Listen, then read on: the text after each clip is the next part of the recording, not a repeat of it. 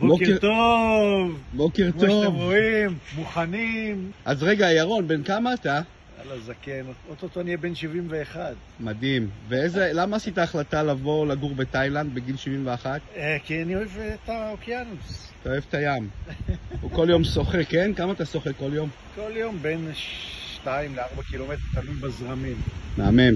תגיד לי, וההגעה לתאילנד בגיל כזה מבחינה רפואית, כי אני רואה שיש לך צלקות, יש לך בעיות ברכיות, יש לך כדורים ממלחמה שהייתה בישראל, אתה נכה צה"ל, איך באמת מבחינה רפואית, לא פחדת? הסיבה שהחלטתי על קוסמוי זה בגלל שאחרי בדיקות שעשיתי, הטיפול הרפואי פה, הבית חולים פה הוא מעולה.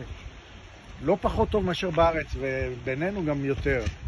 למה כבר ביליתי שם פעם אחת, שנפצעתי כאן. צריך ביטוח. וגם יש לי זה שסידר לי את הוויזת פנסיונר, הוא גם על המקום סידר לי את הביטוח.